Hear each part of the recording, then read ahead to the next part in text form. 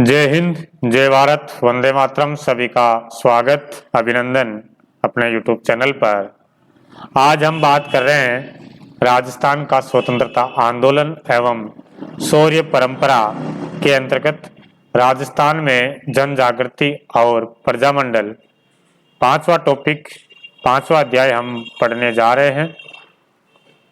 इससे पहले वाले क्लास में हम 1857 की क्रांति, राजस्थान के क्रांतिकारी, राजस्थान के प्रमुख किसान आंदोलन, जनजातीय आंदोलन पढ़ लिया था। आज राजस्थान में जन जागृति और प्रजामंडल देखेंगे। इसके अंतर्गत राजस्थान में प्रजामंडल की स्थापना, प्रजामंडलों की स्थापना, जोधपुर में जन आंदोलन, बीकानेर में जन आंदोलन, जैसलमेर में जन आंदोलन, मेवाड़ में जन आंदोलन, कोटा में जन आंदोलन, बूंदी में जन आंदोलन, जयपुर में जन आंदोलन, अलवर में जन आंदोलन, भरतपुर में जन आंदोलन, धौलपुर में जन आंदोलन, करौली में जन आंदोलन और अन्य राज्यों में जन आंदोलन के साथ प्रजामंडलों का मूल्यांकन हम इसमें पढ़ने वाले हैं। ये वाली क्लास टीचर भर्ती first grade, second grade, third grade के साथ साथ RS, SI, CT, वनपाल, वन रक्षक, राजस्थान पुलिस कांस्टेबल और कृषि पर्यवेक्षक, जिसमें राजस्थान जीके आ रहा है, उन सभी प्रतियोगिता परीक्षाओं में यहाँ से प्रश्न पूछा जा रहा है और आगे भी पूछा जाएगा। बहुत इम्पोर्टेंट टॉपिक है, आराम से इसको पढ़ेंगे।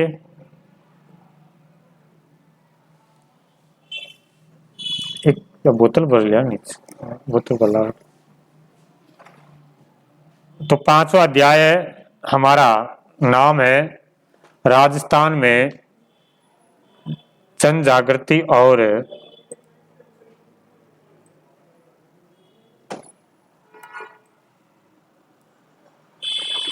प्रजामंडल। राजस्थान में जन जागृति और प्रजामंडल। तो किस प्रकार से लोगों में जागृति, राष्ट्र के प्रति जागृति हुई, देश प्रेम के प्रति जागृति पैदा हुई और बाद में जगह जगह पर प्रजामंडल की स्थापना हुई है, उसको हम इसमें पूरा पढ़ेंगे। 1857 ईस्वी का प्रथम जो स्वाधीनता संग्राम सफल नहीं हो पाया, परंतु जनता में एक नव चेतना और जागृति की भावना अवश्य उत्पन्न हो गई, जिसके लिए निम्नांकित कारक उत्तरदायी थे। 1857 क्रांति जो अपन ने देखी थी, हालांकि इसमें क्रांतिकारियों ने अंग्रेजों को भारत से बाहर निकालने में सफल नहीं रहे थे, बट इस क्रांति के बाद में देश में और सभी क्षेत्रों में एक ऐसी नव चेतना मिली, जागृति पैदा हुई, राष्ट्र प्रेम के प्रति, देश प्रेम के प्रति एक भावना जागृत हुई है। और उसके क्या क्या कारण रहते हैं बाद में जो हम देख रहे हैं। राजस्थान के सांस्कृतिक और ऐतिहासिक वैभव की आत्मानुभूति जब हिंदी, गुजराती और बांग्ला साहित्य से राजस्थानी चरित्रों के बारे में हुई, तब जनता अपने प्राचीन गौरव के प्रति सजग हो उठी। यानी हिंदी में, गुजराती और बांग्ला के जो साहित्य थे, उसके अंदर पुराने जितने भी अपने राजा महाराजा वे शक्तिशाली जो अपने आप को स्वतंत्र रखते थे, किस प्रकार वो प्रजा की सेवा करते थे और कैसा उनका राज्य वगैरह हुआ करता था, उसका जब इन साहित्यों में उल्लेख किया गया तो जनता में और यहाँ की जो जनता थी उसमें एक प्राचीन जो गौरव था उसके प्रति सजग हो उठे हैं कि किस प्रकार का हमारा इतिहास रहा है, कि जब भी शोषण हुआ है तो हम उसके विरुद्ध आवाज उठाई है और हमारा राजा जो स्वतंत्र हुआ करते थे, लेकिन आज वो अंग्रेजों के गुलाम हो रखे हैं। यस, दूसरा कारण की बात करें, आर्य समाज की शाखाओं ने भी राजस्थान में स्वतंत्रता के प्रति विचारों को फैला करके राष्ट्रीय चेतना प्रज्वलित की है। राजनीतिक जागृति की भावना को विकसित करने में स्वामी दयानंद सरस्वती और स्वामी विवेकानंद का महत्वपूर्ण योगदान रहा है। तो स्वामी दयानंद सरस्वती जी का आर्य समाज और उनके जितनी भी शाखाएं वगैरह अलग अलग जगह पर उन शाखाएं स्थापित की थी आर्य समाज की, और स्वामी विवेकानंद जी भी राष्ट्र प्रेम के प्रति, देश प्रेम के प्रति उन्होंने भावना जागृत की जनता में। तो ये भी एक कारण माना जाता है जन जागृति का। आगे बात करें, साहित्य और पत्रकारिता ने भी राष्ट्रीय भावना को जगाया है। साहित्य और पत्रकारिता उन्होंने भी राष्ट्रीय भावना को जगाया है। बंकिम चंद्र चटर्जी के वंदे मातरम गान से राजस्थान गूंज उठा है। राजस्थान समाचार, देश हितैषी, परोपकारक आदि समाचार पत्रों ने भी राष्ट्रीय भावना की जागृति में महत्वपूर्ण योगदान दिया है। ठीक है, तो ये समाचार पत्र थे जिसमें भी देश के प्रति और राष्ट्र के प्रति लोगों को जागृति इसमें पैदा की है। राजस्थान समाचार पत्र अभी आया है। राजस्थान समाचार पत्र, अब इसका आपको प्रकाशन कब हुआ था और किसके द्वारा हुआ है यह भी आप याद रखोगे। तो राजस्थान समाचार पत्र का प्रकाशन 1889 ईस्वी में मुंशी समरथदान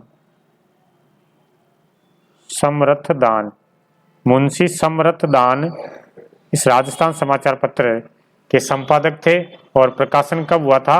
1889 में, 89 में। उसी प्रकार देश हितैषी समाचार पत्र आया है, इसका भी अपन ध्यान रखेंगे। इसका जो प्रकाशन है 1882 ईस्वी में होता है। मुंशी मुन्ना लाल, यहां से भी प्रश्न आ सकता है। मुंशी मुन्ना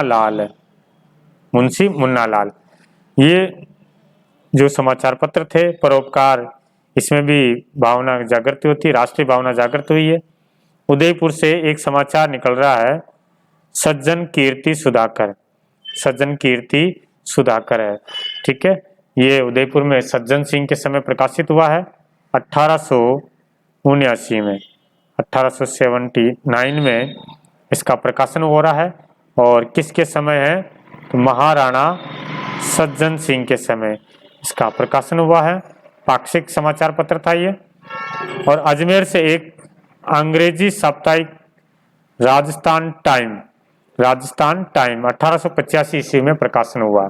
तो ये भी प्रश्न पूछा जाएगा कि अंग्रेजी समाचार पत्र राजस्थान टाइम्स का प्रकाशन कहाँ से हुआ है? तो अजमेर से हुआ है, और कब हुआ है? 1885 ईस्वी में। ठीक है, और इसके जो संपादक थे वो थे लक्ष्मण दास। राजस्थान टाइम्स के संपादक कौन थे? लक्ष्मण दास। ठीक है, तो ये समाचार पत्र राजस्थान समाचार 1889 ईस्वी में मुंशी समरथदान ने, फिर उसके बाद में देश हितैषी 1882 में मुंशी मुन्ना लाल हो गया। सज्जन कीर्ति सुधाकर 1879 में सज्जन सिंह के समय प्रकाशित हुआ है, और राजस्थान टाइम 1885 ईस्वी में, और अजमेर से प्रकाशित हुआ है। अंग्रेजी साप्ताहिक समाचार पत्र था। इसमें भी राष्ट्रीय भावना जागृत हुई है। फिर और क्या कारण माना जाता है राष्ट्रीय जागृति पैदा होने का? तो छप्पनिया के भीषण अकाल में राजस्थान और पूरे भारत में एक अकाल पड़ा था, छप्पनिया का अकाल। ये कब पड़ा था? विक्रम संवत 1856 में। विक्रम संवत 1856 में। और ईस्वी की बात करें तो 1899 या 1900 ईस्वी में एक छप्पनिया अकाल पड़ा था। बहुत भयंकर अकाल माना जाता है इसको। तो इसमें अंग्रेजों से आस की थी कि जनता की हेल्प करेंगे, बट कुछ भी हेल्प नहीं कर पाए हैं। अंग्रेजों की ओर से उपेक्षा बरती गई है। एक तो छप्पनिया का काल पड़ा है, तो इस समय लोगों की जनता करने के बजाय अंग्रेज जो राजा महाराजाओं से ज़्यादा टैक्स वसूला गया, लगान वसूली करवाई थी, जिसके कारण भी अंग्रेजों के प्रति विरोध का वातावरण बना है। ठीक है, अंग्रेजों के प्रति विरोधी का वातावरण बन गया, अतः जनता के मन में स्वतंत्रता प्राप्ति के विचार बनने आरंभ हो जाते हैं। तो एक 56 का काल ये भी जन जागृति पैदा करने में कारण बना था। और क्या कारण माना जाता है? एडवर्ड सप्तम के राज्यारोहण समारोह के समय उदयपुर के जो अपने महाराणा थे, उदयपुर के महाराणा क्या नाम था? फतेह सिंह। फतेह सिंह को आमंत्रित किया गया। उदयपुर के महाराणा फतेह सिंह को एडवर्ड सप्तम के वहाँ राज्यारोहण में 1903 में, ठीक है, कब? 1903 में उनको बुलाया गया है, महाराणा फतेह सिंह को। तब शामिल होने के लिए दिल्ली प्रस्थान किया था, दिल्ली जा रहे थे महाराणा उदयपुर से। तभी रास्ते में शाहपुरा के क्रांतिकारी केसरी सिंह बारट ने चेतावनी रा चुंगटिया नामक एक रचना भेंट की थी 1903 के अंदर। 13 सोरठे थे ये चेतावनी रा चुंगटिया, 13 सोरठे ये महाराणा को भेंट किए थे। उससे महाराणा में आत्मसम्मान की भावना जागी और उसको पढ़ करके उनका स्वाभिमान जाग उठा, आत्मसम्मान की भावना उठी, जागी उनमें कि हम एक महाराणा होते हुए वहाँ दिल्ली दरबार में जाकर के अंग्रेजों के सामने झुकेंगे, और दिल्ली दरबार समारोह में शामिल न होने का निश्चय किया गया था। महाराणा के इस कार्य से राजस्थान की जनता में एक नव चेतना की लहर दौड़ गई है कि महाराणा जो है दिल्ली दरबार में अंग्रेजों को जाते जाते रुक गए हैं कि वहाँ जाकर के अंग्रेजों के सामने झुकना पड़ेगा। वो भी महाराणा अपने आप को स्वतंत्र रखा है, भाई किसी के सामने झुकना नहीं चाहता है, इसलिए नहीं जा पाए। तो राजस्थान की जनता में एक नव चेतना की लहर आई है। अगला है कि अंग्रेजों की आर्थिक नीतियों के कारण राजस्थान का आर्थिक जीवन अस्त व्यस्त हो गए। यहाँ पर जो है अंग्रेज क्या करने, जो यहाँ के धंधे थे वो चौपट कर दिए गए हैं और विदेशों से माल ला करके विदेशी माल को यहाँ बेचने लगे हैं। यहाँ पर जितने भी कारखाने वगैरह थे वो सब बंद हो जाते हैं, तो जनता जो क्या हो जाती, बेरोजगार अब हो गई है, और यहाँ का जो कच्चा माल वगैरह सस्ता लिया जा रहा है, ठीक है, क्योंकि यहाँ पर कोई फैक्ट्रियाँ कारखाने तो रहे नहीं, अंग्रेजों के रहे हैं। तो आर्थिक जीवन भी अस्त व्यस्त हो गया है और किसानों पर अत्यधिक लाग बाग टैक्स वगैरह इस प्रकार से लगाने लग गए हैं। बेरोजगारी की स्थिति उत्पन्न हो गई है, असंतोष का वातावरण उत्पन्न हो जाता है। तो ये भी एक जन जागृति पैदा होने का कारण मानते हैं। फिर 1885 ईस्वी में भारतीय राष्ट्रीय कांग्रेस की स्थापना हुई। 1885 में राष्ट्रीय कांग्रेस की स्थापना हुई है। अब इस कांग्रेस के माध्यम से जो भी जनता की समस्या वगैरह है उसका समाधान इसमें किया जाएगा, इस उद्देश्य से ये कर रहे हैं। 1887 ईस्वी में गवर्नमेंट कॉलेज अजमेर के छात्रों ने कांग्रेस कमेटी का गठन किया गया। सन याद रखना, गवर्नमेंट कॉलेज अजमेर के छात्रों ने कांग्रेस कमेटी का गठन कब किया गया है? तो 1887 ईस्वी में किया गया। आगे चल करके जनता में राष्ट्रीय भावना उत्पन्न हुई है, जो निरंतर और बलवती होती गई, बलवान होती गई है। 1888 ईस्वी में कांग्रेस के इलाहाबाद अधिवेशन में अजमेर के गोपीनाथ माथुर गए हैं, किशन लाल गए हैं और हरविलास शारदा जी जाते हैं। हरविलास शारदा राजस्थान के प्रतिनिधि बन करके गए हैं। तो यहाँ से भी प्रश्न अच्छा सा बन सकता है कि 1888 के इलाहाबाद अधिवेशन में राजस्थान के प्रतिनिधि बन करके कौन कौन गए थे? तो हम बताएंगे गोपीनाथ माथुर, किशनलाल और हरविलास शारदा। हरविलास शारदा ये इलाहाबाद अधिवेशन में राजस्थान के प्रतिनिधि बन करके गए हैं। फिर आगे बात करते हैं, हरविलास शारदा हो गया। 1918 ईस्वी में दिल्ली में आयोजित कांग्रेस अधिवेशन में राजस्थान के कई व्यक्तियों ने भाग लिया। 1918 का जो कांग्रेस का दिल्ली अधिवेशन हुआ था उसमें भी राजस्थान के कई व्यक्ति गए थे, जिसके परिणाम स्वरूप जो व्यक्ति गए थे राजस्थान के, उनका संपर्क ब्रिटिश भारत और अन्य राज्यों के नेताओं से हुआ है। कांग्रेस के और दूसरी जगह से भी जो नेता यहाँ पर आते हैं, उन नेताओं का संपर्क हुआ अपने राजस्थान के नेताओं से।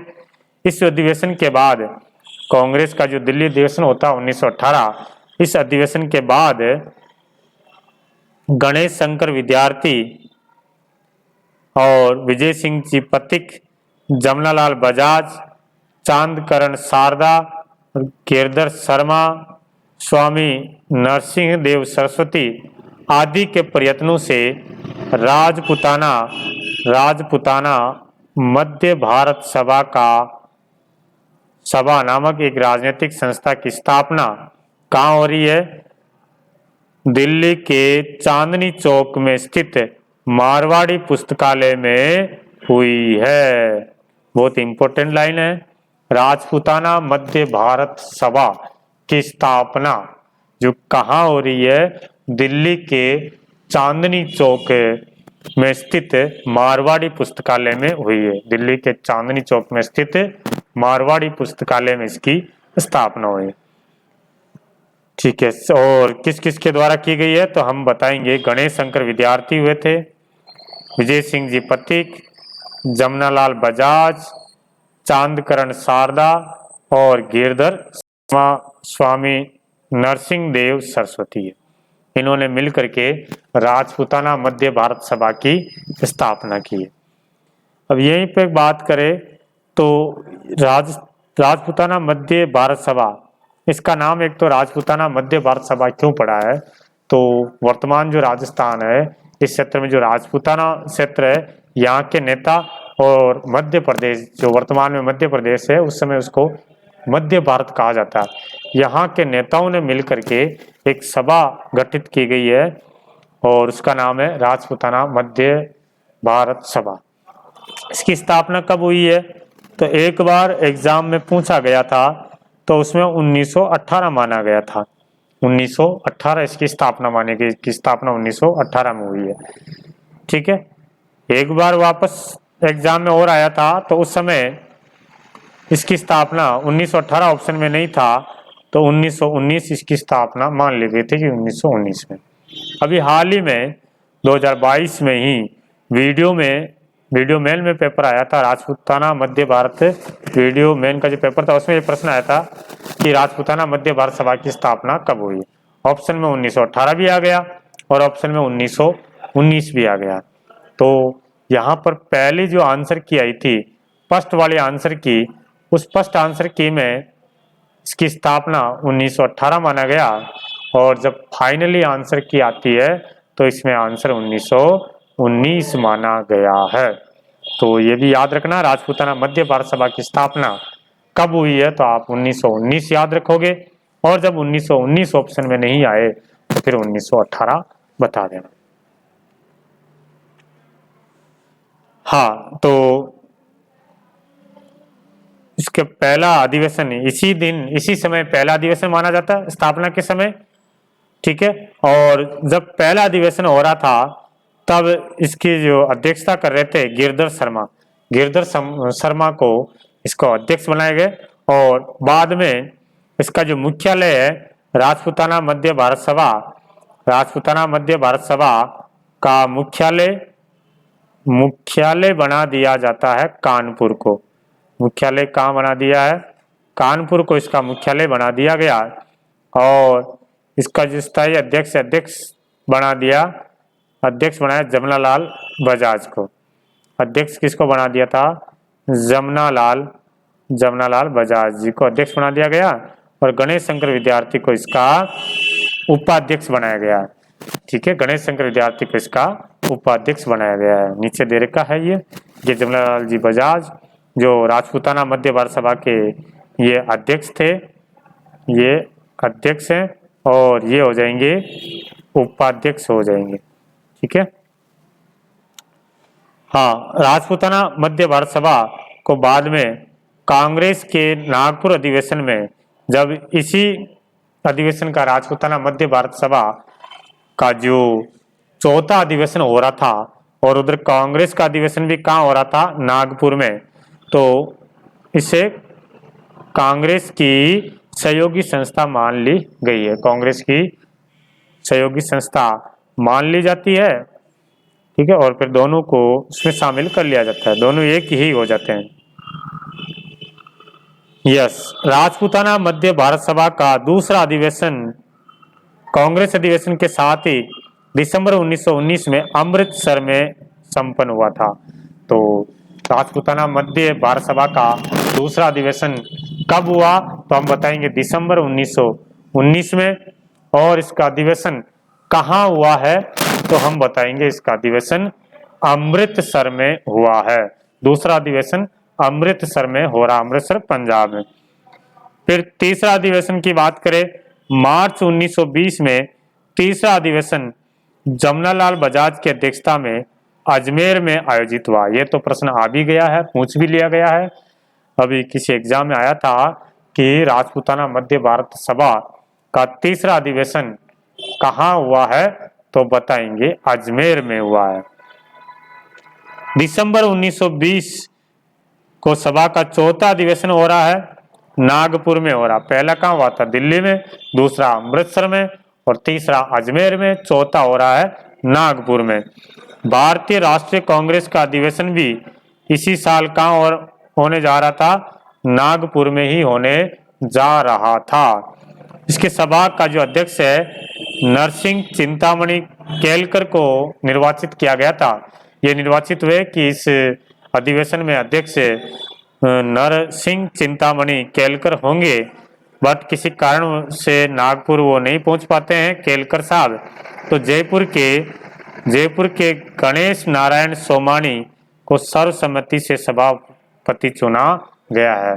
तो नागपुर जो अधिवेशन हो रहा है उसका अध्यक्ष किसको चुना गया है, जयपुर के गणेश नारायण सोमानी को। अधिवेशन में एक प्रदर्शनी भी लगाई गई है जिसमें राजस्थान के कृषकों की दयनीय स्थिति दिखाई गई थी उस अधिवेशन में, ठीक है, एक प्रेजेंटेशन किया गया, प्रदर्शनी लगाई थी। राजस्थानी जनता का आह्वान अब कांग्रेस नेताओं तक पे पहुंच गया है। यहाँ की जो जनता की जो पुकार थी, क्या चाहिए था और किस प्रकार से उनके ऊपर शोषण किया जा रहा है, तो उसकी बातें कांग्रेस तक पहुंच जाती है। राजस्थान के नेताओं के दबाव के कारण कांग्रेस ने एक प्रस्ताव पारित किया। राजस्थान के नेताओं के दबाव के कारण कांग्रेस ने एक प्रस्ताव पारित किया जिसमें राजस्थान के राजाओं से ये आग्रह किया गया कि वे अपनी प्रजा को शासन में भागीदारी बनाए।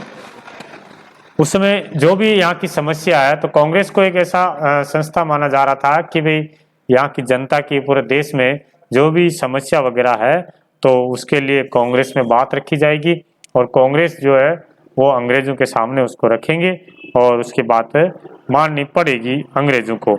तो ऐसे राजस्थान के जो नेता थे यहाँ से इस अधिवेशन में गए थे, उन्होंने राजस्थान के राजाओं उनके साथ किस प्रकार से शोषण किया जा रहा है वो बातें इनको बताई है और इनको दबाव भी बनाया कि यहाँ का राजा जो निरंकुश रूप से अपनी मनचाही से लाग बाग लगा रहा है, मनचाही से शासन कर रहा है, तो कम से कम उनको आप ये तो कहो कि जो भी उनका शासन कर रहे हैं उनकी शासन की सत्ता में यहाँ प्रजा को भी शामिल किया जाए ताकि राजा को भी पता चले कि प्रजा क्या चाहती है, प्रजा किस प्रकार का शासन चाहती है।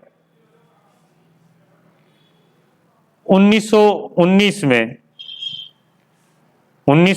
में वर्धा में राजस्थान सेवा संघ की स्थापना, वर्धा कहाँ पड़ता, महाराष्ट्र में, बहुत इंपॉर्टेंट है। राजस्थान सेवा संघ की स्थापना कब हुई, 1919 में हुई है और कहाँ हुई है, वर्धा महाराष्ट्र में। और किस किस के द्वारा की जा रही है, इसके संस्थापक कौन कौन थे, तो विजय सिंह जी पथिक हो गए, राम नारायण चौधरी हो गए, हरिभाई किंकर के योगदान से राजस्थान सेवा संघ की स्थापना हो रही है, ठीक है। इस संघ का जो मुख्य उद्देश्य है, राजस्थान सेवा संघ का मुख्य उद्देश्य जनता की समस्याओं का निवारण करना है, जनता की समस्याओं का निवारण करना इस संघ का उद्देश्य था। दूसरा जो ध्येय था कि जागीरदार और राजाओं का अपनी प्रजा के साथ सौहार्दपूर्ण संबंध स्थापित करवाना था। ठीक इस संघ के माध्यम से राजस्थान में राजनीतिक चेतना आरंभ हो जाती है राजस्थान सेवा संघ के द्वारा, और धीरे धीरे बूंदी, जयपुर, जोधपुर, सीकर, खेतड़ी, कोटा आदि स्थानों पर संघ की अलग अलग क्षेत्रों में शाखाएं खोली गई है। कहाँ कहाँ पर? बूंदी हो गया, जयपुर, बूंदी, जयपुर, जोधपुर, सीकर, खेतड़ी, कोटा है। ठीक है, और यहाँ से वर्धा से एक अखबार भी निकाला गया है कि जनता में राष्ट्रीय और राजनीतिक चेतना जागृत करने के उद्देश्य से अक्टूबर 1920 में वर्धा से राजस्थान केसरी समाचार पत्र प्रकाशित किया गया। राजस्थान केसरी कहाँ से प्रकाशित हो रहा है? वर्धा, महाराष्ट्र से। इसके जो संपादक वे थे राजस्थान केसरी के, वो थे विजय सिंह जी पथिक इसके संपादक थे, और इसके जो सह संपादक थे वो थे रामनारायण जी चौधरी। रामनारायण जी चौधरी।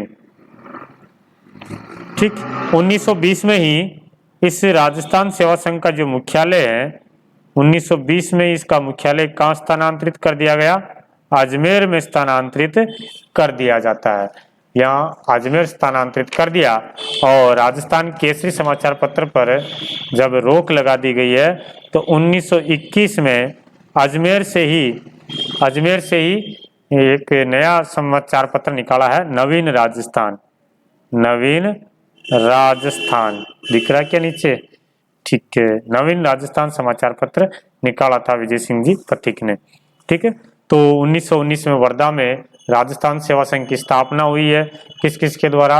विजय सिंह जी पथिक, रामनारायण चौधरी, हरिभाई किंकर। ठीक, इसका उद्देश्य क्या था? मुख्य उद्देश्य था जनता की समस्याओं का निवारण करना, जो इसका मुख्य उद्देश्य हुआ करता था, जनता की समस्याओं का निवारण करना। और दूसरा ध्येय क्या था? जागीरदार और राजाओं का अपनी प्रजा के साथ सौहार्दपूर्ण संबंध स्थापित करवाना है। इसकी जगह जगह शाखाएं खोली गई है। ठीक, राजस्थान सेवा संघ ने बिजोलिया और बेगू में किसान आंदोलन, सिरोही और उदयपुर में जो भील आंदोलन का मार्गदर्शन भी किया, इसका भी मार्गदर्शन इन्होंने किया है। और संघ ने बूंदी, सिरोही और उदयपुर में पुलिस द्वारा किए गए अत्याचारों का भी इन्होंने उजागर किया, और इसकी आलोचना की है कि किस प्रकार से पुलिस जो है यहाँ की जनता पर प्रहार कर रही है और भोली भाली जनता को मार रही है, उन पर अत्याचार कर रही है। ब्रिटिश सरकार राजस्थान सेवा संघ की गतिविधियों से शंकित थी। उनको पता था, पहले शंका हो रही थी कि कुछ न कुछ ये जो संस्था है ये गड़बड़ी करेगी है अपने ब्रिटिश जो शासन थे उसके प्रति और राजाओं जागीरदारों के प्रति। मार्च 1924 में रामनारायण चौधरी और शोभालाल जो गुप्त को तरुण राजस्थान है, देखो पहले राजस्थान केसरी समाचार पत्र प्रकाशित किया गया था, उस पर जब रोक लगा दी गई तो 1921 में नवीन राजस्थान समाचार पत्र प्रकाशित किया गया, उस पर भी रोक लगा दी है। तो 1920-21 में ही तरुण राजस्थान समाचार पत्र का ही प्रकाशन हो रहा है। यह भी कहाँ से हो रहा है? अजमेर से प्रकाशित हो रहा है। तरुण राजस्थान समाचार पत्र के संपादक कौन है? रामनारायण चौधरी और शोभालाल गुप्त, ये तरुण राजस्थान समाचार पत्र के संपादक है। 1924 में इसमें देशद्रोहात्मक सामग्री प्रकाशित करने के अपराध में दोनों को गिरफ्तार कर लिया जाता है। रामनारायण जी चौधरी को भी गिरफ्तार कर लिया गया और शोभालाल गुप्त को भी गिरफ्तार कर लिया। न्यायालय में रामनारायण को तो मुक्त कर दिया गया, परंतु जो शोभालाल गुप्त को 2 वर्ष के कठोर कारावास की सजा मिली थी। 1924 में ही मेवाड़ राज्य सरकार द्वारा पथिक को कैद किए जाने के बाद सेवा संघ के पदाधिकारी और सदस्यों में परस्पर मतभेद हो गया है और धीरे धीरे सने सने यह मतभेद की खाई और चौड़ी होती गई। परिणाम स्वरूप 1928-29 तक राजस्थान सेवा संघ पूर्णतया प्रभावहीन हो जाता है। ठीक, अब आगे राष्ट्रीय जो कांग्रेस का आंदोलन हो रहा है, एक प्रकार की जन जागृति तो पैदा हो गई थी कि कौन कौन से कारण देखा है। फिर आगे हमने एक नई दिशा जब मोड़ आया था जन जागृति में, राजस्थान मध्य भारत सभा, और उसके बाद हमने बात की थी राजस्थान सेवा संघ की। तो अब आगे वाली क्लास का थोड़ा टाइम हो गया है, मिलेंगे अपन कल वाले। इसी को आगे कोशिश करूंगा कि 2 या 3 वीडियो बना करके जल्दी से ही आपको इस चैप्टर को समाप्त कर दूं। तो सभी को एक बार फिर से जय हिंद, जय भारत, वंदे मातरम। वीडियो को लाइक करना, चैनल को सब्सक्राइब करना और बताना कि ये क्लास कैसी लगी आपको, इम्पोर्टेंट रही या नहीं रही आपके लिए, और किसी भी प्रकार का इसमें परिवर्तन चाहते हैं तो कमेंट में लिख करके बताना। जय हिंद, जय भारत, वंदे मातरम।